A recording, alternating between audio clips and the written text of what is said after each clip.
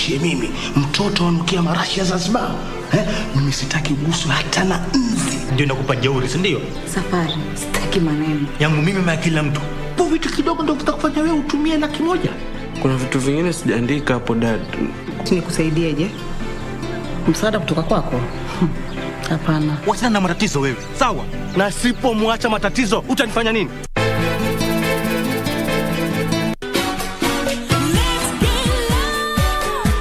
And now, after more than 10 years of pursuing solo projects, they are back. The night, however, belonged to one Rema, Nigerian singer and rapper who performed last. His entrance was much awaited.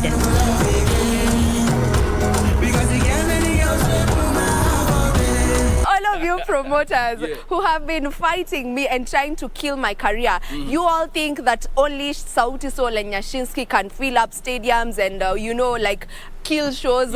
Just watch this space. I'm going to kill a show and just fly the Kenyan flag high, mutashanga. As campaign intensifies for the upcoming general election, what does all this mean for you, the voter? What do the candidates have to offer? How prepared are agencies charged with the election process? Join John Kuria and Safina Chieng on Kenya Decides. This and every Tuesday from 10 p.m. on KBC Channel 1 as we unpack elections 2022 with a panel of various stakeholders. Make informed electoral decisions. Kupata weka imani kama skiza tune kwenye simu yako, dial *811*759#. Jameni, yani kuna watu wanapitianga mambo. Wacha vile sisi tunaonanga mambo kitoko. Kuna watu wamepitia mambo makubwa. Fikiria kuhusu Chop. Akapoteza mifuko, akapoteza mimea, watoto wake, na bado akasimama na Mungu. Hata wewe, weka imani. Usiwache Mungu. Ili kupata weka imani, dial *811*759#. *811*759#. Furahia maisha bora, linda jamii. Hii ng'ombe ni yako. Asante. Hii ng'ombe itatoa maziwa mengi kabisa. Sasa shida ya school fees imeisha. Keri, chukua hii. Hebu nikuulize, hii maneno nasikia ya bima ya elimu inaweza kuonekana mtu anataka process ya kuchukua insurance kama yote ni rahisi. Hata niko na kamba ya gari yangu. Kwanza unajaza proposal form kama hii na uijaze wewe mwenyewe, na kama haujui kusoma uijaze na mtu mwingine. Hakikisha ile majibu umepatiana ni sahihi na ni ya kweli. Pia dhibitisha insurance cover imeangalia maslahi yako, na usiwahi sign proposal form ambayo haijaandikwa kitu chochote. Pia ukumbuke kujitolea photocopy yako.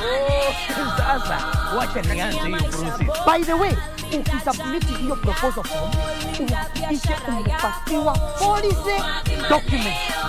Uisome na uielewe. Hiyo ndio dhibitisho ya kuwa unapiva. Chukua bima leo.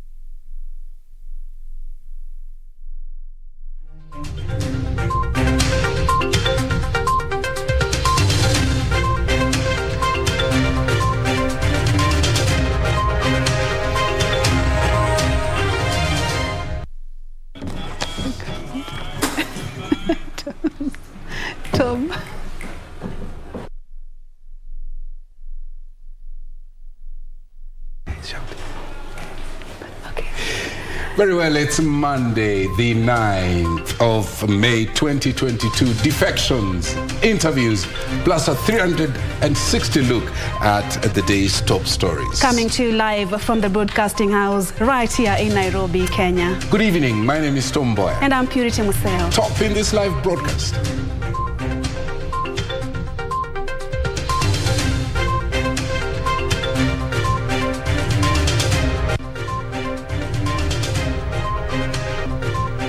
It's a clean sweep for Kenya in the 10,000 meters men's race at the Deaflympics in Brazil. 5 contenders of the Azimio la Umoja appear before the selection panel. We have decided to break our ties with Azimio la Umoja One Kenya Alliance Party.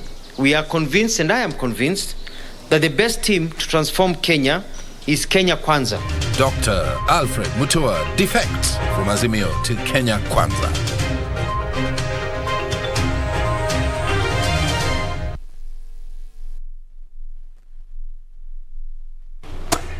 Well, thank you very much indeed for joining us. And a very warm welcome to this live broadcast. Susan Thuku is a sign language interpreter tonight at Purity_Museo at Mboya24. The hashtag to use is Prime Edition. Well, it feels great to open this live broadcast tonight with such a heartwarming story where Simon Kubai leads Kenya to a clean sweep in the men's 10,000 meters at the Summer Deaflympics ongoing in Brazil. At the same time, defending the race title. Peter Toroitich and David Kipkogei bagged silver and bronze medals, respectively.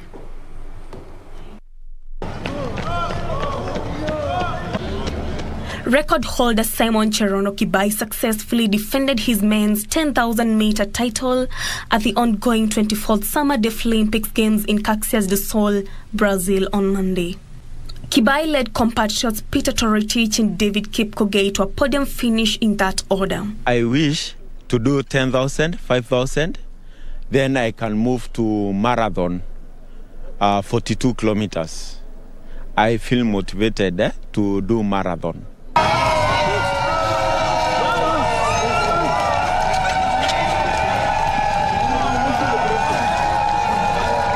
The clean medal sweep by Kenya is a replica performance of the 2017 Deaflympics in Samsun, Turkey, where Kibai led Daniel Kitum and Peter Toroitich to the podium. I got a silver medalist, and I'm happy. Kenyans, I was number 1, but here I came and became number 2, and I'm happy. In the 4x400 meters mixed relay, the Kenyan team bagged the silver medal behind winners USA.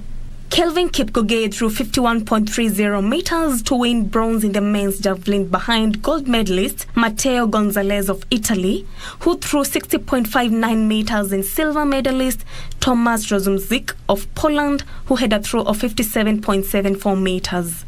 I know I had the skills, so I said I would do my best. I won't be afraid. I won't fear anything. I need to be on the medal table. If not this time, another time, but I got a medal. In handball women, Kenya beat Argentina 35-3, while the women basketball team fell short 31-114 to Lithuania.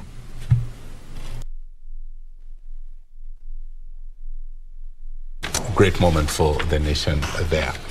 Well, let's now shift gears and move into the space of politics. Interviews for the running mate nominees for the Azimio la Umoja One Kenya Coalition Party began Monday, with 5 hopefuls appearing before the 7-member panel of eminent persons. KANU party leader Gideon Moi has since ceded ground to Wiper party leader Kalonzo Musyoka, who is scheduled to appear before the panel on Tuesday. JJ Kioria was there and filed the following report. As the running mate debate continues to stoke controversy in the Azimio la Umoja One Kenya Coalition Party, the panel of eminent persons Monday began the interviews of 11 shortlisted nominee hopefuls. First before the committee, Murang'a woman representative Sabina Chege, nominated by the Jubilee Party. Sabina denying the existence of a secret pact to hand the running mate position to the Mount Kenya region. For me, I bring in the energy. I am a young person, also the gender, and I'm also from Mount Kenya region, especially Murang'a. So where in Mount Kenya, we have very huge vote basket. And number two, I have an advantage of being a young person and also being a woman. So with the women constituent, with the young people, not just Murang'a, I also appeal across the nation. Mombasa Governor Ali Hassan Joho was second. Despite being Raila Odinga's deputy in ODM, Joho believes he stands the best chance, claiming he has a solid backing from the coast. So if I come from ODM, therefore, what does that mean? That I shouldn't run? I have ambitions of becoming president, therefore there's an opportunity for running mate Nico Apo. There's a lot of our young people that are looking for an alternative voice. And there can never be a more credible voice for the young people than myself. NAK Kenya party leader Martha Karua, who appears to be among the favourites for the Raila Odinga running mate position, was third, expressing confidence in the vetting process. This is her first having interviews for the selection of deputy president stroke running mate. It was a cordial engagement, and I very much look forward to the outcome and to successful campaigns by the Azimio team.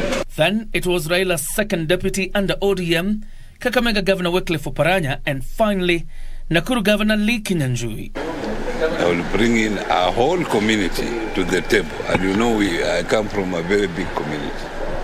I will bring that community on the table. Secondly, I will bring the experience. I have been in politics for a long time. Kenyans know my capacity in terms of performance, you know very well. So I will bring at least some wealth of experience. KANU's Gideon Moi, scheduled to appear before the panel Monday, ceded ground to his Wiper counterpart Kalonzo Musyoka, who is slated to appear before the panel Tuesday morning. We are also aware that there was a letter that was sent earlier. He has again also ceded his nomination to His Excellency Kalonzo Musyoka, and therefore this is just to alert the public that he was scheduled to appear before the eminent persons this afternoon at 3. He will not be appearing. Kalonzo and his troops have, however, stood their ground that he will not appear before the panel for vetting. Others scheduled to appear before the panel Tuesday are former Gatanga MP Peter Kenneth, Kitui Governor Charity Ngilu, and Agriculture CS Peter Munya. Seeing that Kalonzo Musyoka and Gideon Moi will not be appearing before the panel, the 9 candidates being interviewed all hope to deputize Raila.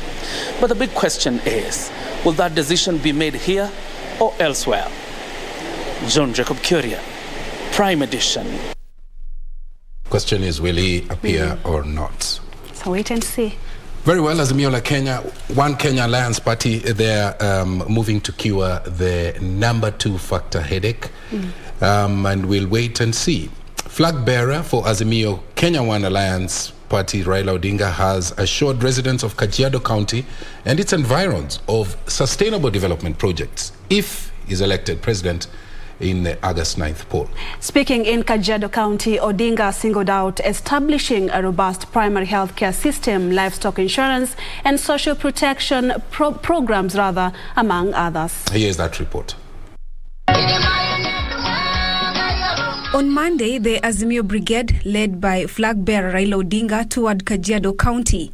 Here, Raila promised residents of Kajiado County and its environs of established robust primary health care system. Upande ya matibabu, tunaleta Baba Care. Nani Baba Care? Baba Care. Baba Care. Kila Mkenya, mtoto, vijana, kina mama, wazee watakuwa ndani ya bima ya matibabu. Ili kama wako wagonjwa, wanapata matibabu hata kama hawana pesa. He further said his administration will roll out the universal health coverage to ensure every citizen access affordable and quality health care. Alafu wale jamii mbani fukara ambaye hawana mapato yoyote watakuwa ndani ya ile mpango inaitwa Social Protection Program. He said the pastoralists will benefit from insurance of their livestock. alafu tutakuwa na ile bima ya mifugo, livestock insurance. Tutaweka ile bima ya mifugo ili kama ng'ombe yako inakufa unapata pesa. The leaders said Azimio will offer better leadership for the country. Kuna mambo ambaye baba amesimamia miaka nyingi, miaka 50. Kuna values ambaye baba hawezi kucompromise. Awe rais ama sikwe rais. Tukiwa tunataka kupeleka nchi yetu mbele, uongozi uko hapa kwa baba Raila Amolo Odinga. Uongozi uko wapi? Kwa baba Raila Odinga. Sema kama msemaji ya jamii ya Maa, kura ya Maa wakati huu haitatawanyika, itapita laini moja, laini ya Azimio la Umoja.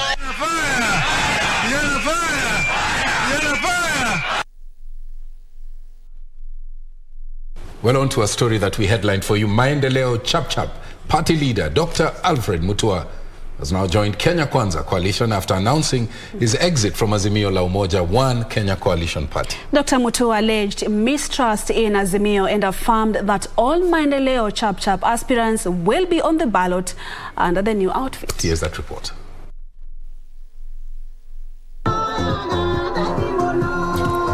Days after complaining of being kept in the dark in the Azimio la Umoja One Kenya alliance, Maendeleo Chap party leader and Machakos Governor Dr. Alfred Mutua has now defected to Deputy President William Ruto's Kenya Kwanza.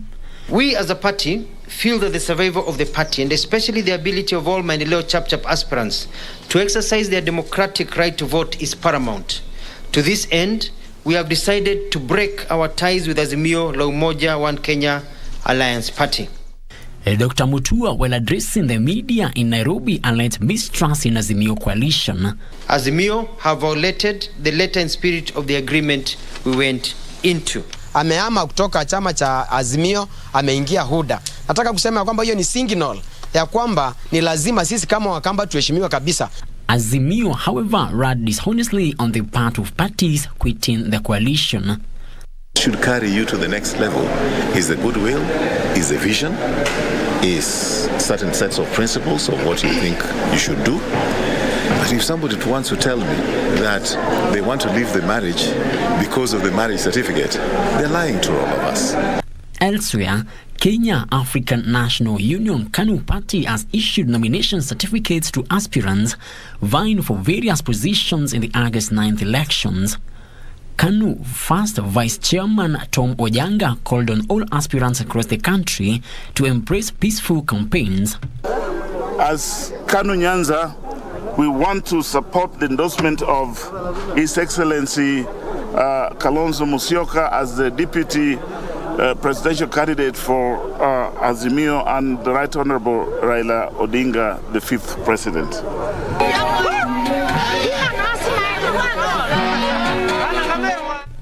In Meru, a 22-year-old Glory Mwendwa Kinoti, an orphan from Kibiricha area, Buuri sub-county, has hit headlines after becoming the first young lady from the region to vie for the woman representative seat. Speaking while launching her manifesto, Glory said it is time for the young to be given a chance to be leaders. I lost my mom. Wakati mama alipoaga nilianza kuteseka sana. Sasa nikajua kuwa kuna watoto wengi wanaopitia mashinda, wanaosaulika na wanahitaji usaidizi. Na niliaga kwa sababu ya kansa. Nikaona nikiwania kiti ya MLF pia nitaweza kujua nini inayosababisha.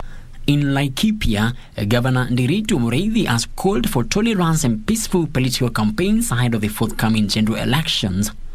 Mureithi, who is eyeing the gubernatorial seat for the second time, urged Kenyans to embrace a divergent opinion, saying it would help avert incidents of violence before, during and after the elections.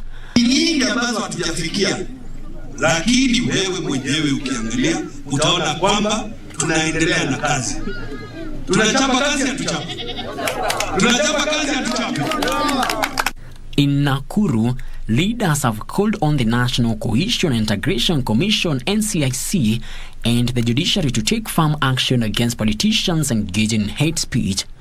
Led by Nakuru women rep Liz Chelule, they said inciting communities against each other should not be condoned. Ninataka kukataa mimi kama kiongozi ya Nakuru County. Mimi ni mama cohesion na ninapenda amani na ningependa watu wote wakae kwa amani. Ningependa watu wote wafanye campaign na wafanye uchaguzi kwa njia ya amani. Frederick Muki for Prime Edition.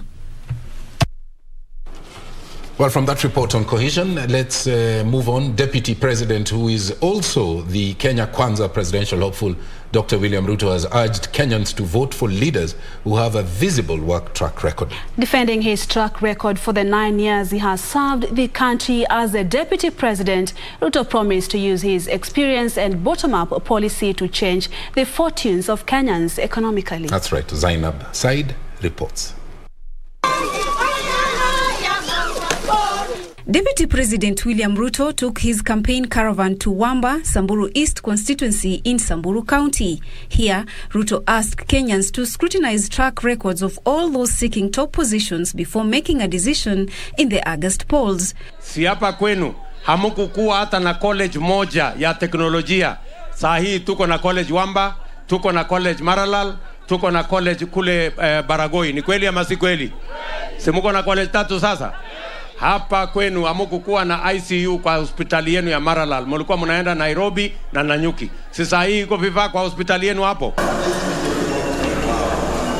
Ruto, who began his Samburu campaign tour by visiting St. Aloysius Gozanga Catholic Church in Wamba, called for political maturity in the country. Kama Kenya Kwanza tutaunganisha taifa letu la Kenya bila ya kumshurutisha mtu yeyote, bila ya kumlazimisha mtu yeyote, kwa sababu sisi ni alliance ya demokrasia ambaye tunaheshimu Wakenya wote na uamuzi wao. Na mimi nataka niwaambie Wakenya tuungane.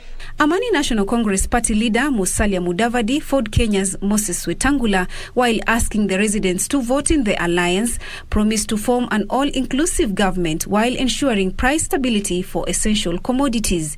Tarehe 9 mwezi wa 8 mwaka huu tunataka tushinde kwa round. Hii kura mnaenda kupiga ndugu zetu, mtakuwa mnapiga kura ya kuteremsha bei ya unga, kura ya kuteremsha bei ya mafuta, kura ya kuteremsha bei ya mbolea. Zainab Said, Prime Edition. There's an item now on education. Students transitioning to junior high school under the competency-based curricula, or CBC if you like, will study in day schools and not in boarding institutions. Government spokesperson retired Colonel Cyrus Oguna says the junior high schools will be domiciled in existing secondary schools and not primary schools. Here's that report. The government has affirmed its commitment to ensuring equity and successful implementation of the competency-based curriculum, with education stakeholders assuring that all players are working round the clock to ensure there are no gaps in the new curriculum. Government spokesperson retired Colonel Cyrus Oguna, speaking during the Semana Spokes program, said the government is putting in place measures to ensure a smooth transition of learners from primary to junior high schools. The idea that we have in the ready materials for up to grade 9. Yes. You know, it's something that we must be proud of as a nation, as a people, that we are starting. We are rolling out a new program, and you're already ahead of the rollout. That we got everything necessary. The junior secondary was decided that it will be domiciled in the secondary schools. And what this meant is that from next year, we will have grade 6 that is there now transiting to grade 7 in junior secondary in the secondary sector. And we also have the class 8 that is there also transiting. So at this time, we will have what we can call a double intake. Teacher Service Commission Director of Quality Assurance and Standards, Dr. Ruben Daburi, said the government is currently training 60,000 teachers in secondary schools ahead of the learners' transition to junior high school in January 2023. We are really hopeful this training will be able to capacity build the teachers to be able to handle the junior secondary and move on with the process. On infrastructure, the government says over 6,000 classrooms have been completed in the first phase that targets 10,000 classrooms. The government is also equipping public schools with ICT equipment to ensure learners are technologically savvy. Every year, we buy or we procure over 2,000 computers that we distribute to schools. This has been happening progressively. And therefore, we expect that given the stage at where we are, even across the world, with ICT and so on, we equip our schools so that we provide that opportunity to our children to be computer savvy and also operate within the ICT space. Because of the ICT, the physical boundaries have been collapsed. So we are actually operating within the same digital space. And therefore mean that even when our children go out there, they will be competing with other children from other parts of the world within that space, right? So you find our children be competing with those from China, with those from India, with those from Taiwan, from Singapore, from Brazil, from Argentina, from Europe, from America. And therefore we must give them the necessary competence to effectively, compete with these children from other parts of the world. On sports, the government says more indoor and outdoor sports and games will be implemented in the KBC as provided for under the current sports guidelines in the education sector. Beatrice Gatonyangetich, Prime Edition. Well, Gatonya's report brings us to our first break right here on Prime Edition. And by the way, Tom, for people who love research like me, KBC is going to partner with the University of Nairobi, and so we'll be able to benefit from research. Oh, yeah. Yeah. So, warms your heart, eh? Oh, so much. We are taking a break. We have that report and much more coming up shortly. Stay with us.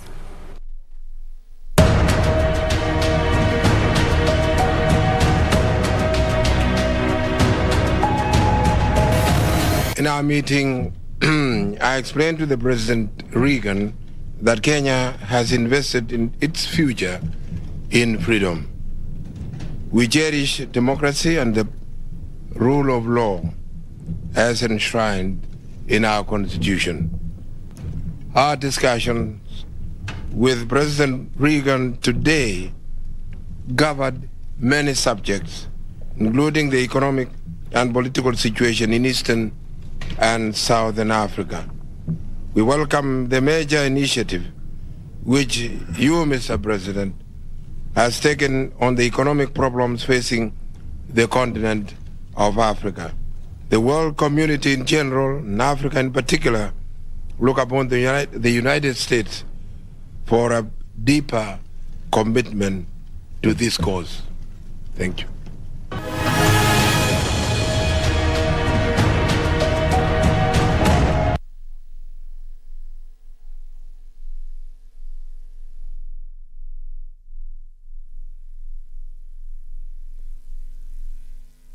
The effects of climate change.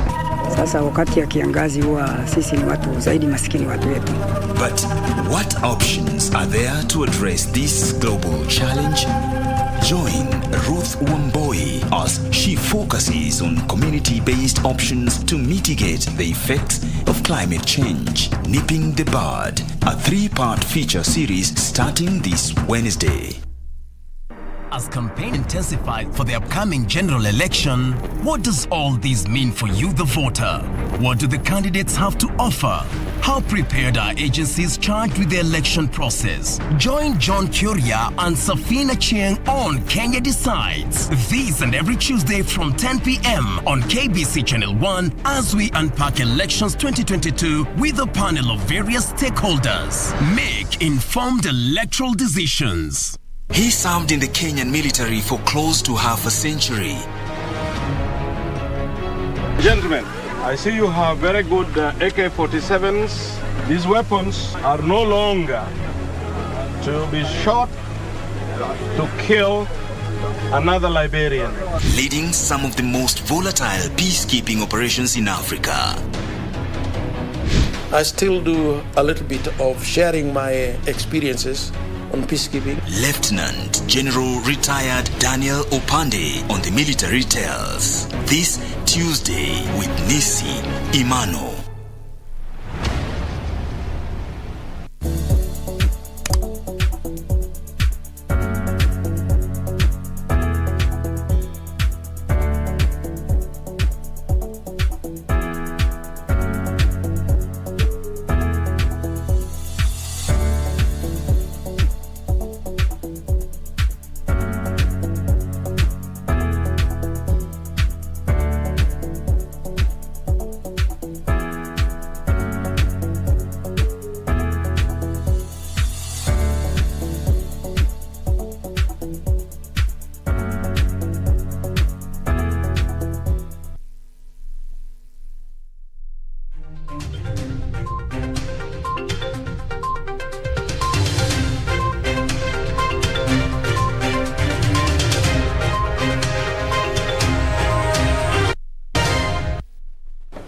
Well, welcome back. On to that story that excites my colleague here. The University of Nairobi and the Kenya Broadcasting Corporation have signed an agreement to enhance women economic empowerment in rural communities. KBC will work with the university's African Women Studies Center in the dissemination of research findings through various platforms offered by the state broadcaster. And the deal was signed by KBC's acting managing director Samuel Maina and the University of Nairobi Vice Chancellor Professor Stephen Kiama. Here is that report.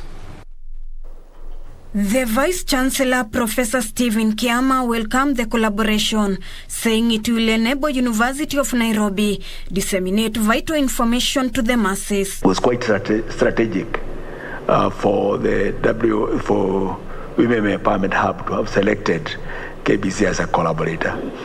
And you know, the University of Nairobi runs its program within about 10 thematic areas.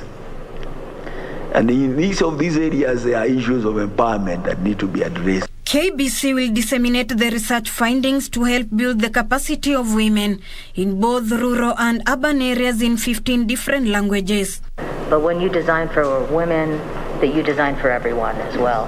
So one of the key things there. So thank you so much for this time.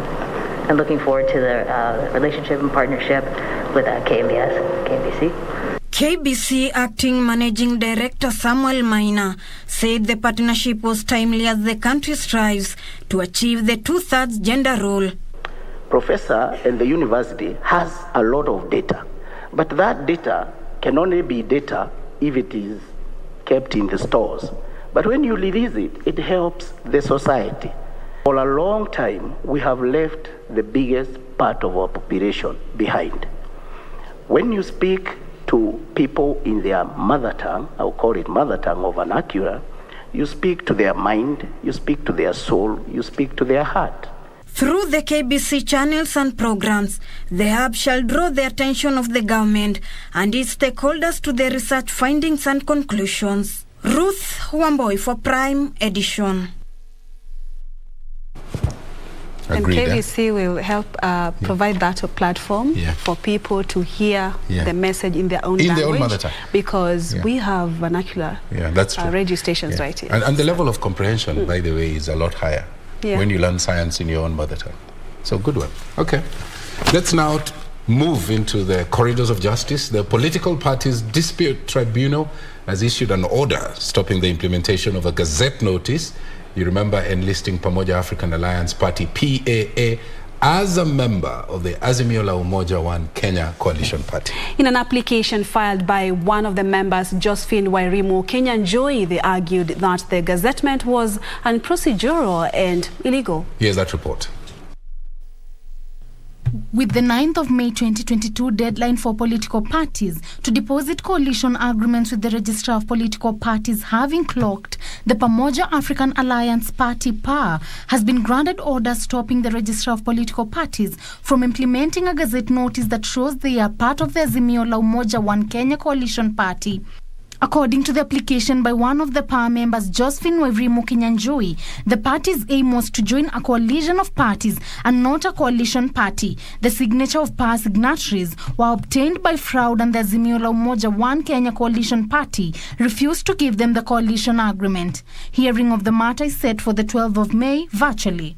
Meanwhile, the hearing dates for a 233 million graft case involving Garissa Governor Ali Korone and his co-accused have been set for August and October. In the meantime, there will be a mention on the 30th of May after one of the accused, Abdi Gule, failed to appear in court with his lawyer saying he was undertaking examinations. Magistrate Elizabeth Juma Osoro directed the accused to appear in court to prove he was doing exams. 856. Also registered in the names of Monica money. Please read out. And Professor Hussein Nadwa has applied to have one key witness in the murder case, facing Jackie Maribe and Joey Irungu dropped, claiming he was not a technology expert. I swear by the Almighty God that the evidence I am going to give to this court, touching on the matter before court, shall be the truth and nothing but the truth. So help me God. While representing the accused, Nadwa said Corporal Jonathan Limo, a DCI officer seconded at the Safaricom liaison office, was unable to pinpoint the exact location of the suspects on the night Monica Kimani was murdered, despite him having their phone's GPS details. Reporting for Prime Edition, I'm Lynn Chalo. Now, there was drama at Belteza Primary School, that is in Sori, Karungu in Migori County, after a boy who scored 385 marks in last year's Kenya Certificate of Primary Education showed up and requested the school's head teacher to allow him to repeat Class 8 due to lack of school fees. Alila John Mark, who topped in his class, secured an admission at Mbita High School but could not raise fees, as Okware now reports. But unfortunately, after setting the Kenya Certificate of Primary School 2021 and emerging top of the class, Alila John Mark was back at Belteza Primary School in Sori, Migori County, not for his result slip, but for another mission.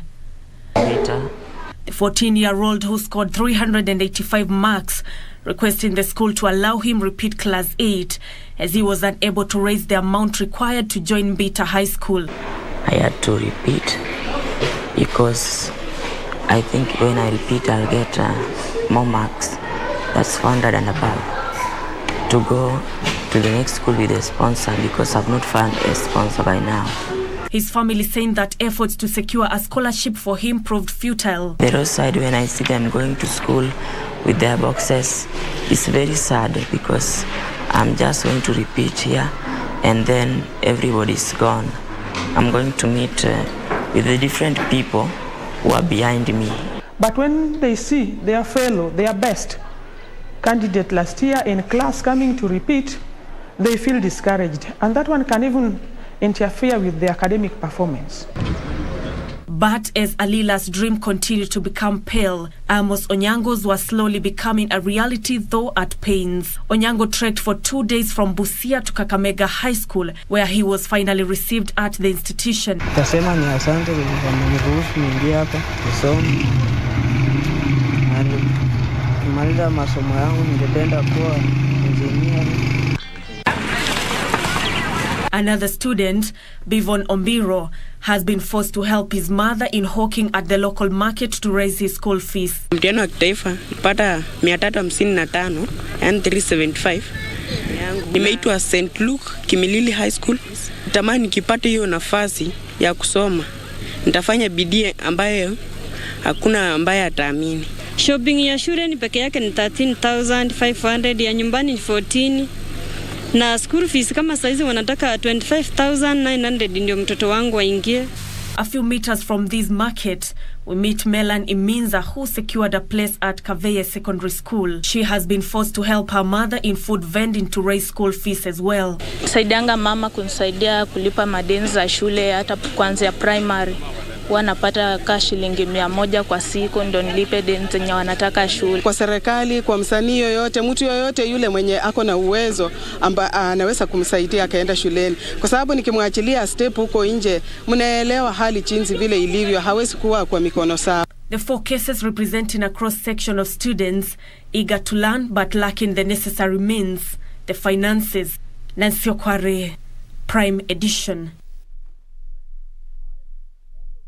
Okay, Purity, now if somebody wants to help, what do they do? They can always reach out to us, social media. Just send out your request and we'll respond. We'll connect you with the families, even our personal handles at Purity_Musenda, Mboya24, at KBC Channel 1 News on Facebook and Twitter, and we will quickly connect you with the families of any of the needy pupils right there. Do you see that thirst that they have for education? Yeah. Yeah, and the paradox is there's some people who have all the access, but they feel burdened. Yeah. So, those handles are? At KBC Channel 1 News, at Purity_Museo, at Mboya24, both Facebook and Twitter, Instagram, and we will quickly respond to you. All right. Now, often referred to as the son of Sekuru. He went on to become the youngest member of parliament. At what age? 31.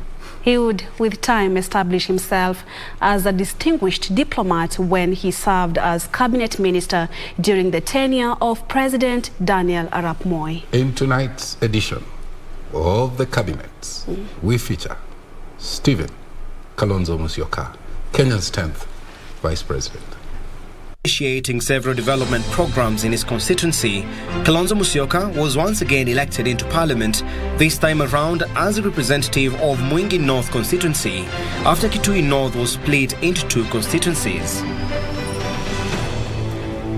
It is alleged that British Prime Minister Tony Blair's praise of Kalonzo Musyoka after the 1997 Commonwealth Heads of Government meeting contributed to him being moved to the Ministry of Education and Human Resource Development in 1988.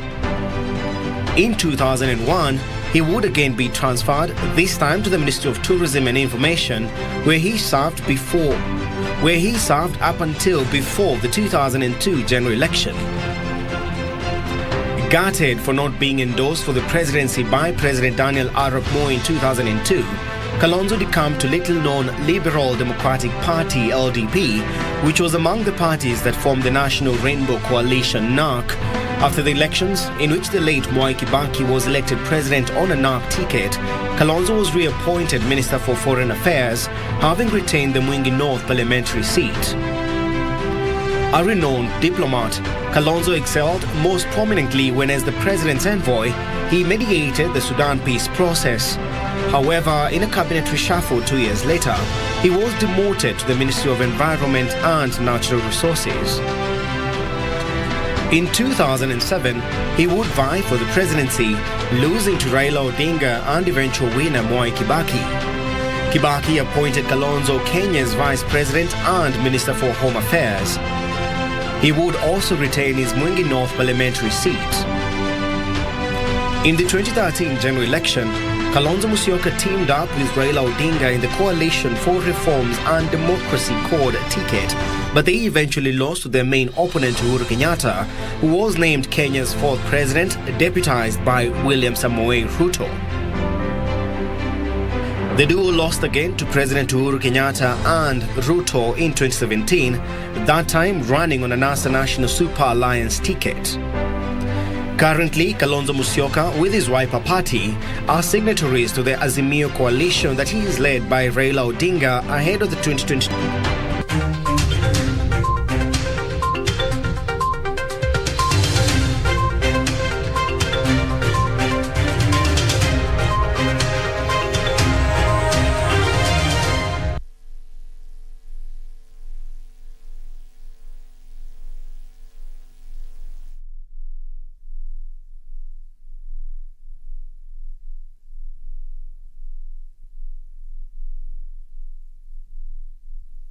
The effects of climate change.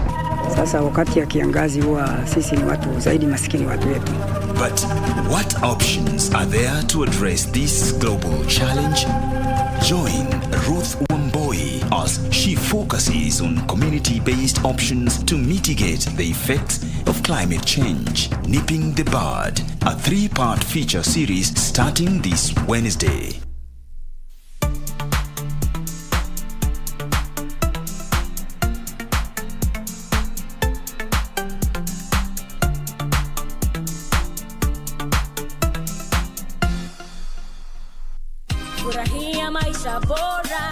Boresha maisha na bima. Kuwa na mipango mbadala ya sintofahamu za maisha. Gharama za ghafla za matibabu zinaweza kutatiza udhabiti wako wa kifedha. Bima ya matibabu hukupa utulivu wa akili. Wazawidi wapendao hakikisho la maisha mazuri na bima ya gharama zao za matibabu. Pata bima ili kuhakikisha yote yatakuwa sawa.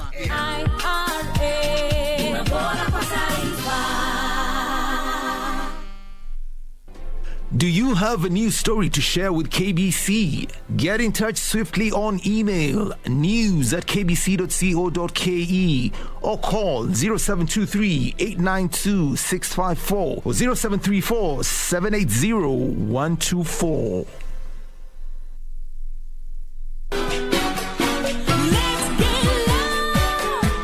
And now, after more than 10 years of pursuing solo projects, they are back. The night, however, belonged to one Rema, a Nigerian singer and rapper who performed last. His entrance was much awaited.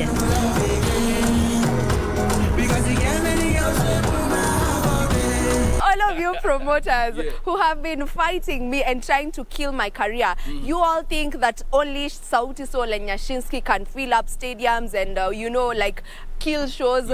Just watch this space. I'm going to kill a show and just fly the Kenyan flag high, Mutashang.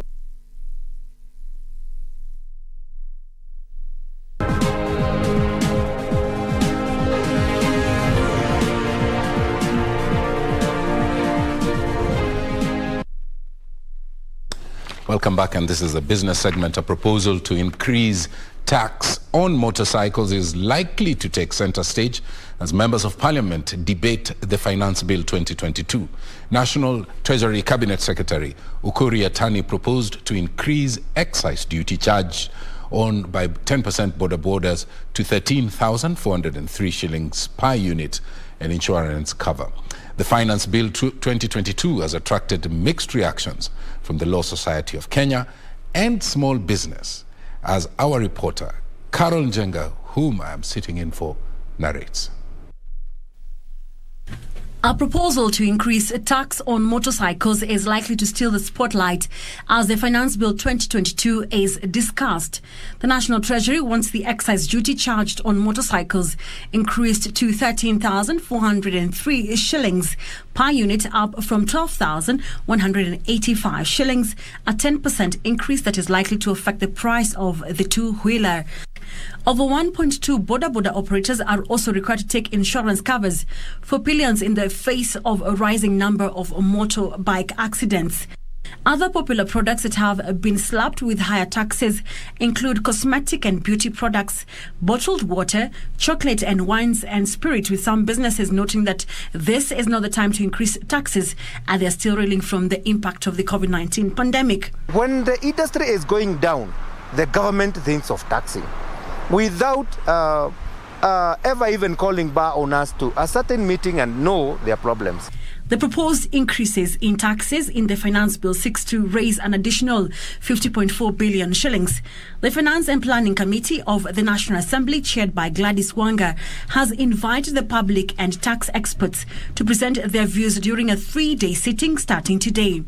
Experts say if members of parliament approve the bill in its current form, it will raise the cost of production and further push up the cost of living. So parliament has a solemn responsibility to ensure that these proposals do not see the light of day. All eyes will be on legislators to see how they will balance appeasing the electorate by reducing the cost of living and raising additional cash to finance this year's 3.3 trillion shillings budget.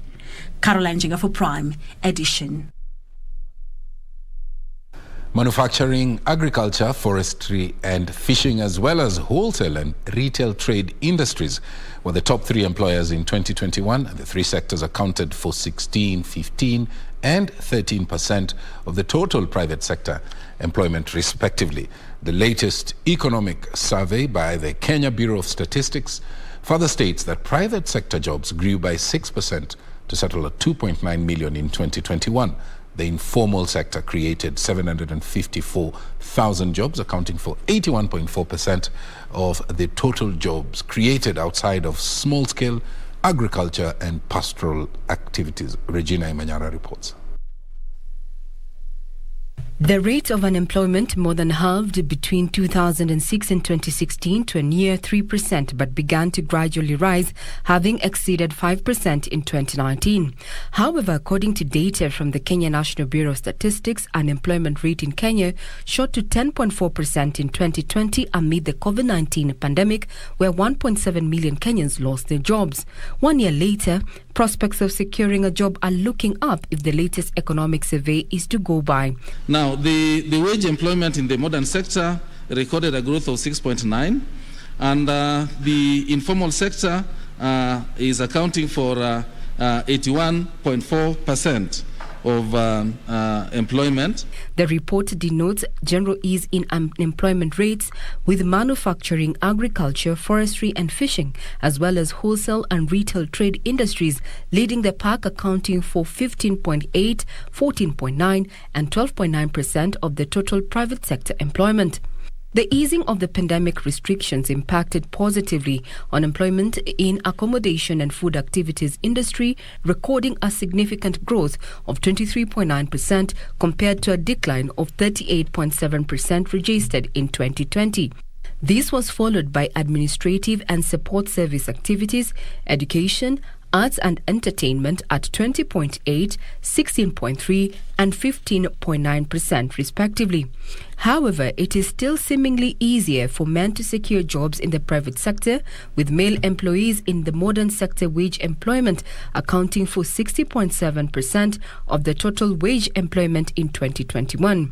On the other hand, a majority of female employees were working in education, accounting for 26.4% of total females engaged in the private sector.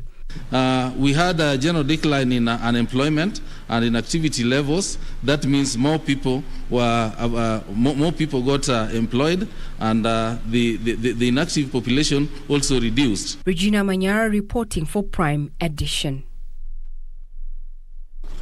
Thank you, Manyara, for breaking that down extremely well. Small and medium-sized enterprises in Kenya can now import and export goods within the African continent thanks to a new e-commerce platform. Innovators are leveraging on the prospects of the African Continental Free Trade Area by launching a platform that allows producers as well as consumers of goods and services to connect right across Africa through technology-driven go-to-the-market information and expertise.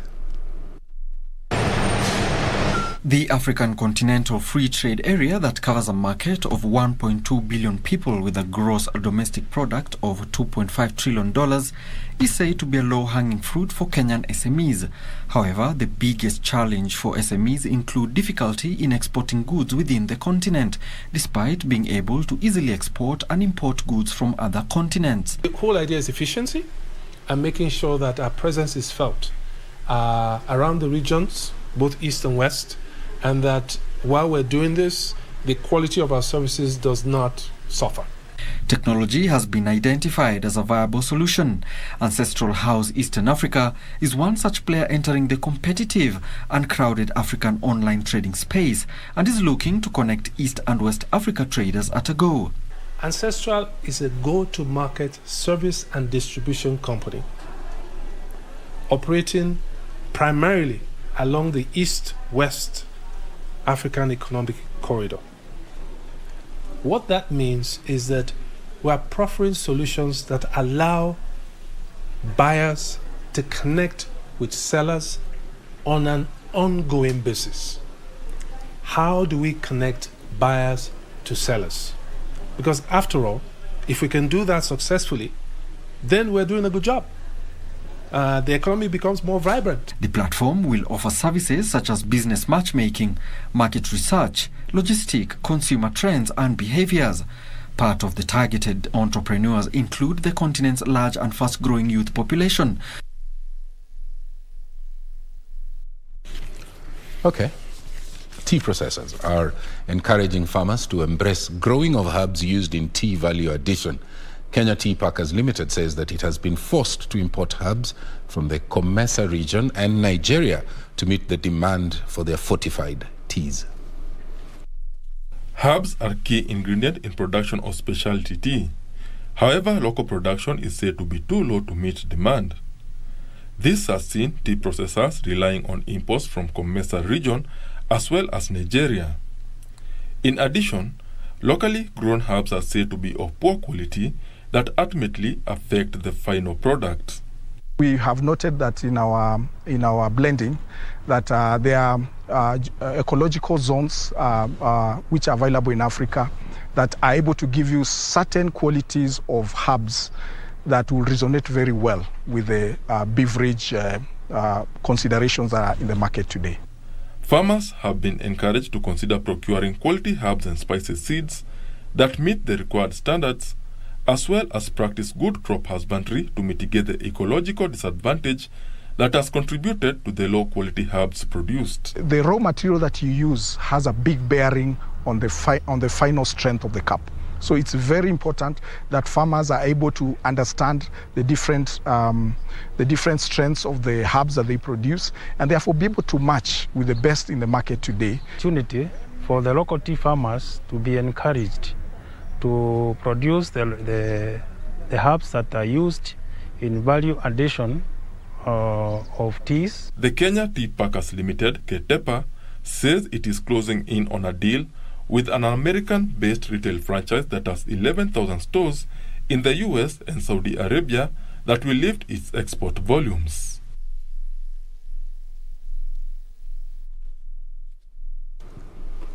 Now picture this, the thrill of zip-lining over a crater. Yes, the Ministry of Tourism is exploring putting up a zip line over the Mount Longonot Crater Park.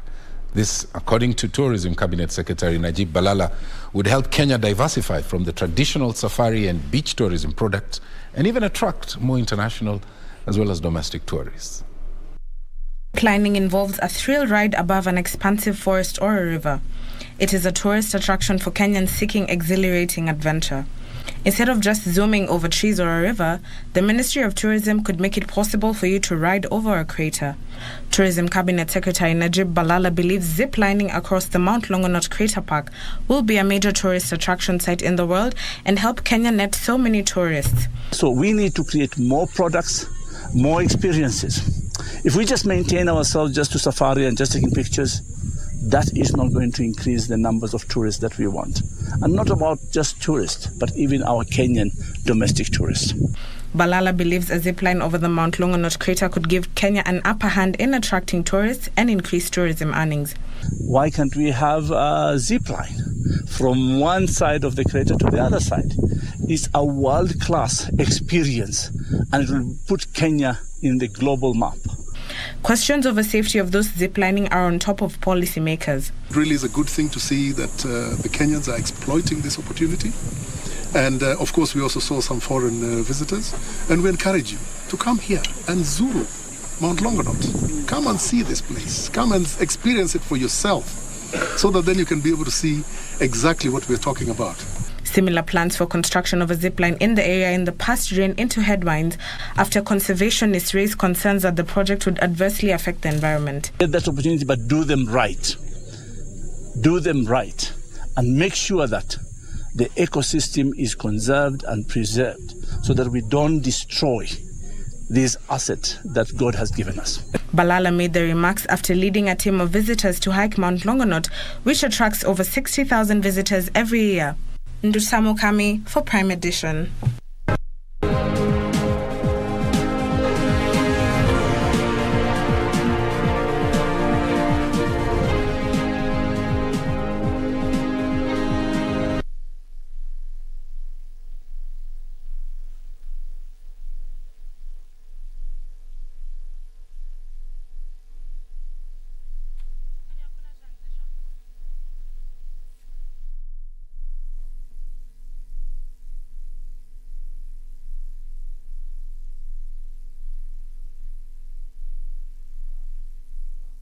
The effects of climate change. Sasa wakati ya kiangazi huwa sisi ni watu zaidi maskini watu wetu. But what options are there to address this global challenge? Join Ruth Wamboi as she focuses on community-based options to mitigate the effects of climate change. Nipping the Bud, a 3-part feature series starting this Wednesday.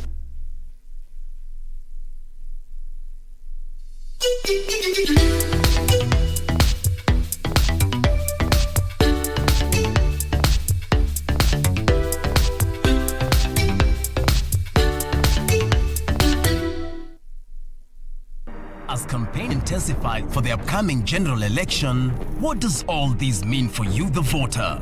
What do the candidates have to offer? How prepared are agencies charged with the election process? Join John Kuria and Safina Chieng on Kenya Decides. This and every Tuesday from 10 p.m. on KBC Channel 1 as we unpack elections 2022 with a panel of various stakeholders. Make informed electoral decisions.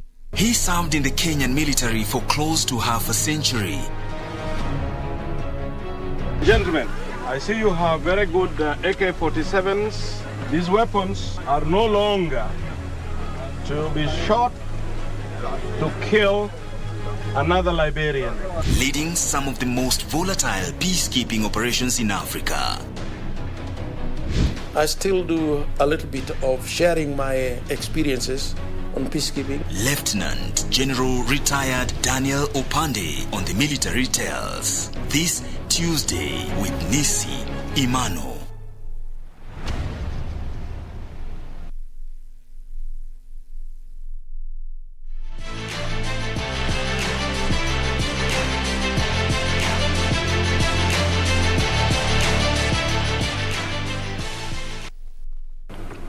Welcome back. Thank you for keeping it KBC Prime Edition. Let's now take a look at what's making headlines in the world of sports. My name is Karen Kibet. Now, Kenya's KPA recorded their second straight win at the Africa Club Volleyball Championship by beating Ingis in 3 straight sets. KPA had defeated Ethiopia's Mada Walabu University 3-2 in their opening match in Kelibia, Tunisia. Debutants Equity Bank fired blanks against Customs of Nigeria, losing 3 straight sets. A 5-set thriller match at the African Clubs Volleyball Championship saw KPA defeat Mada Walabu of Ethiopia 3-2, winning the first set 25-21. The varsity side emerged from the ashes to reign supreme in the second set, winning 25-21, but KPA made it 2-1 with a 28-26 win in the third set. Mada restored parley by taking the fourth set 25-21, before the coastal side held to the win decider 15-13. KPA finished 5th last year in the maiden appearance and are tipped to go one step better this time.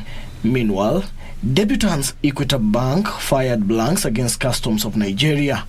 The bankers lost in 3 straight sets of 25-21, 25-12 and 25-19. Placed in Pool D, Equity will rub shoulders with Rwanda's Gisagara in the second match. GSU and Kenya Prisons pulled out of the competition due to logistical challenges. In other results, Gisagara from Rwanda got the better Cameroon's Port Douala 3-1, sets of 25-8, 20-25, 25-21 and 31-29. For Prime Edition Sports, I'm Daniel Mwendwa. Thank you, Dan, for that report. Now, moving on. Embu Sevens defending champions Menengai Oilers suffered a shocking 19-12 defeat to Strathmore in the final played at the Njukiri Showgrounds in Embu County. The return of Embu Sevens saw 16 teams begin the competition in pools of 4.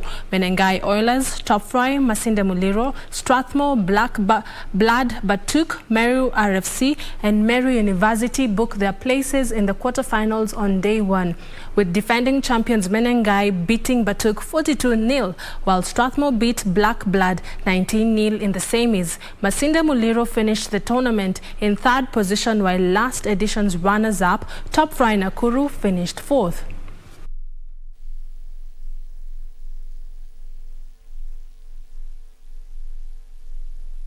And finally, Pep Guardiola says everyone in the country supports Liverpool after Manchester City moved 3 points clear at the top of the Premier League table. City's 5-0 win over Newcastle on Sunday came the day after Liverpool dropped points in a 1-1 draw with Tottenham. In La Liga, Atletico Madrid beat City rivals and La Liga champions Real Madrid 1-0 to put themselves on the verge of qualifying for the Champions League. Manchester City took an advantage of Liverpool's draw with Tottenham Hotspurs with an impressive response on 20th of May in Paris.